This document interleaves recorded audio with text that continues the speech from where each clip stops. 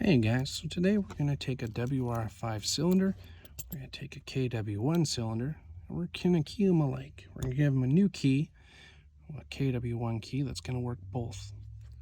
So we're going to need a couple things: flathead screwdriver or some kind of pokey so we can remove the back cap, a pair of tweezers, a follower, and this is up to you. You can use either a KW1 leashy pick or you could use traditional shim and blank.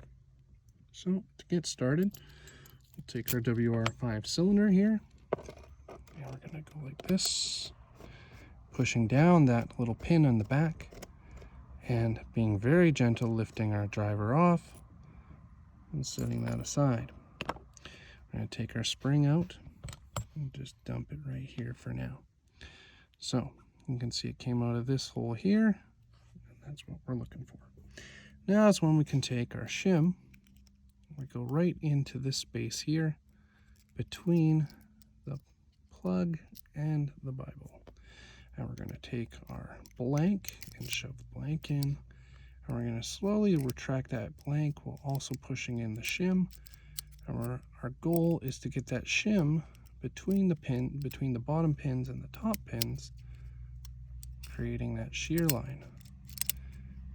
And then that way we can turn our cylinder and get our core out. And we're just going to slowly keep working our way back. And eventually, as long as we don't come unaligned here, we will work our way through.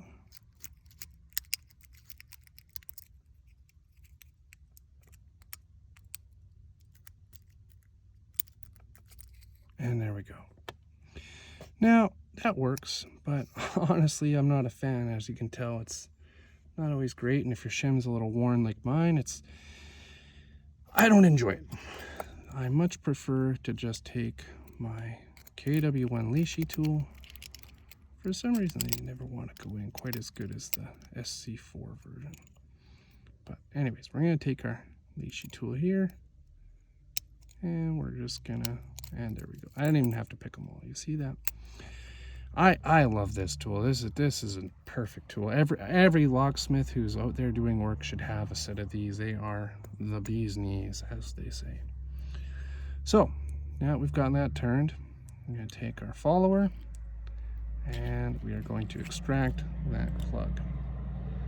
So we're going to take our pins and we're going to dump them aside. We don't need those ones anymore. Then we're going to take our new key that we're keying up, and we're going to insert that and put up our pinning kit, and this is where we start keying up. So if you know the cuts, you can follow the chart, and if you don't know the cuts, well, you can just play the good old guessing game and figure it out. So that's what we're going to do. We're just going to take some shots in the dark here and hope for the best.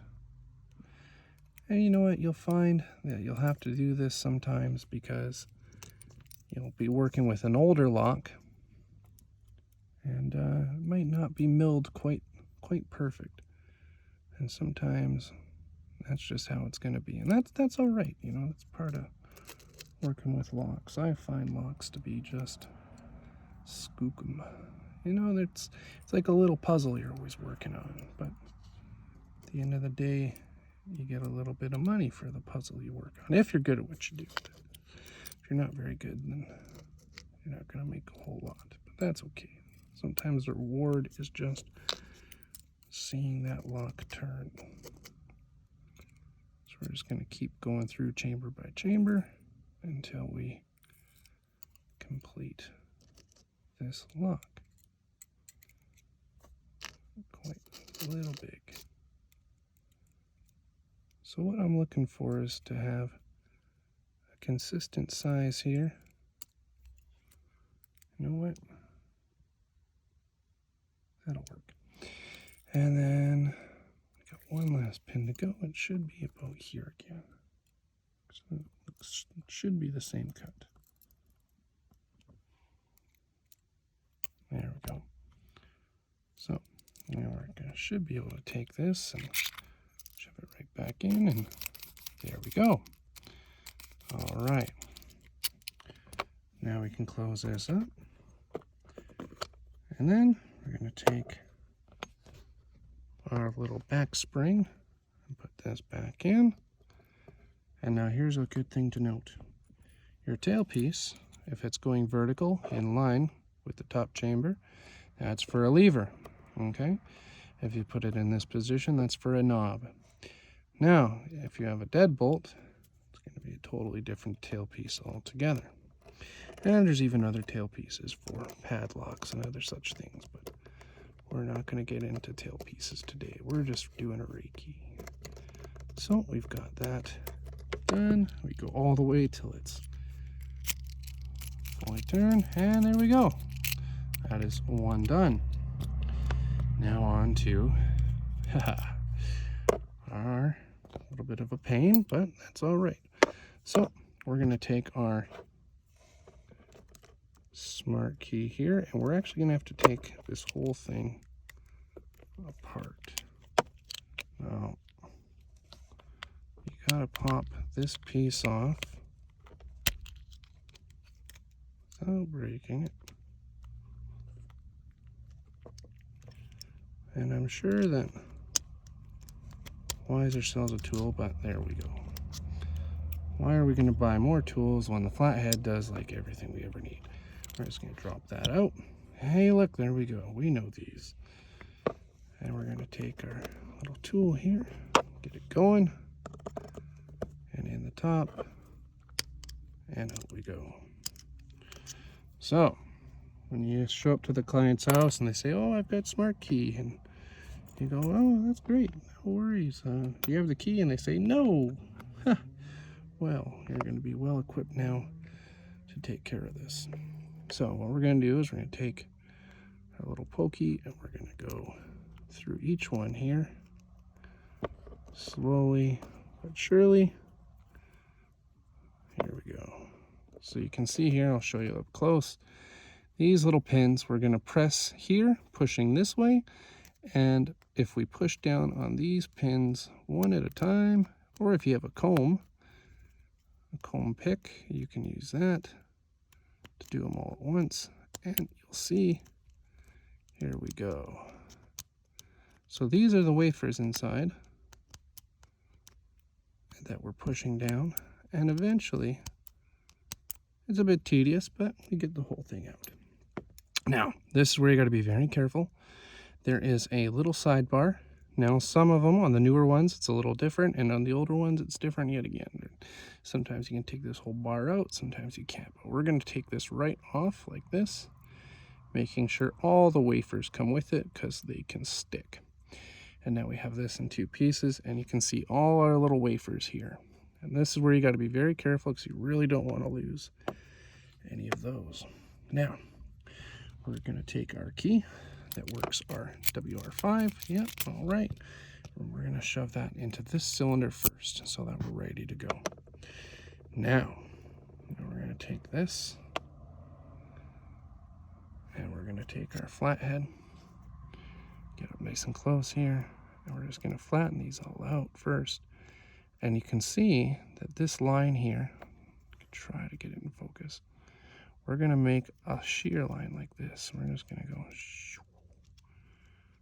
We want all these to be perfectly in line. Now, here's the trick. You see how there's these little nubs? I line these nubs up with the wafers. And it seems to usually, you might have to do it a time or two. Yeah, we didn't quite set there. That's all right. So you just pull it off. This is the tricky part. And this is where you just got to have some patience and take a deep breath, and eventually you'll get it. And then when it's all together, that seems like it's set.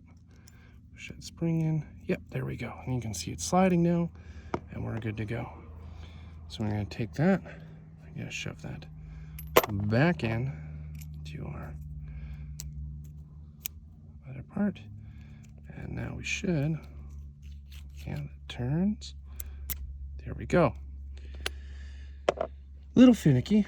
I'm honestly not a fan personally of Smartkey. I don't know many locksmiths that are, but that's okay. Now I find a good trick is to always just slide it on first, and that way you always get the correct orientation. There we go. Now, one thing you will need is a set of pliers.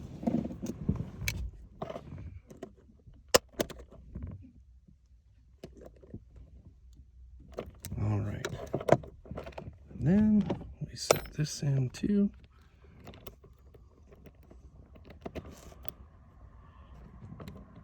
All right. And now we have a key. There we go. That works. Both locks.